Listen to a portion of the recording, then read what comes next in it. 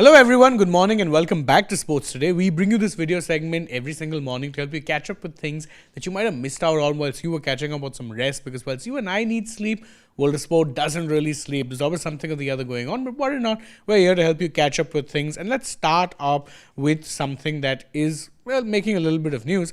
The Pakistani pacer Shoaib Akhtar, ex-Pakistani pacer, has made a U-turn. He's done a Pakistan, I dare say, and has actually gone and walked back his comments where he called PCB chief Mohsin Naqvi incompetent and illiterate. He said that no, that's not what I meant. I meant that there are people beyond him who are incompetent and illiterate. I feel he has the interests of the PCB at heart, and well, he's not being rightly advised.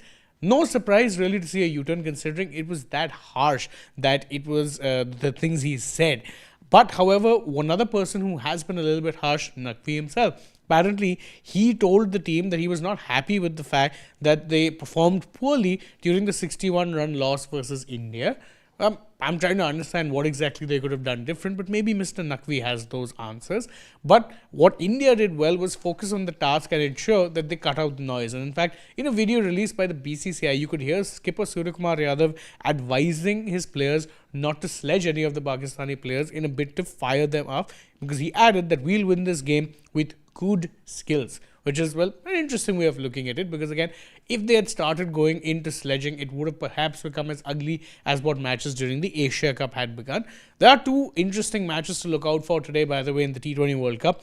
New Zealand versus Canada has gotten underway, and if New Zealand win, then they are through to the Super 8s.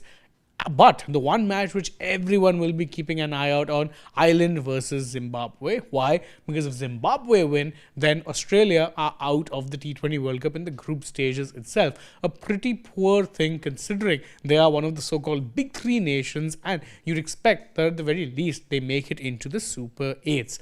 Switching focus now to sports beyond, Spanish champions Barcelona are now 2 points behind La Liga leaders Real Madrid. Why? Because they suffered a damaging 2-1 defeat to Girona, which included star boy Lamine Yamal missing a penalty. Oops. Bad time to be suffering such a loss. Better news for Napoli though, because their debutant star Alisson Santos managed to score a late equalizer in a Serie A game as they snatched a 2-2 draw against AS Roma, which keeps them third in the standings and also maintain their unbeaten home record. A title defense at this point in time looks unlikely, but what they can at least try and do is ensure that they make it into the Champions League spots, which they are on course to do right now. Indian football news now, and East Bengal lived up to their formidable reputation by getting a 3-0 victory over Northeast United in their opening ISL game. And well, they've started their campaign on the right note. It'll be interesting to see how far it is that they can go from here.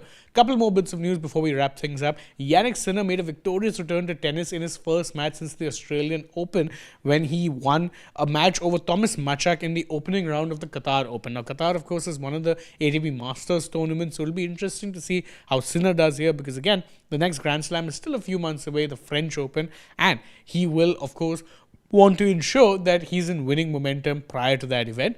Last bit of news, Tyson Fury, the boxing champion who's retired multiple times from boxing and is now plotting another comeback, basically said that the reason he chose to return this time around was due to the fact that his rival and friend Anthony Joshua's two friends passed away recently. You'd remember Joshua's friends passed away in a car accident. And what Fury said was that it realized that life was very fragile and there's no tomorrows guaranteed. So I want to come back to boxing, come back to doing what it is I love. But that's it from us on this edition of the Morning Wrap. Thank you guys so much for joining us. As always, if you enjoy our work, like this video, share it with your friends, subscribe to the channel, tap that bell icon, follow us on social media. We're on Instagram, X and Facebook, and stay tuned for more such updates from the world of sport.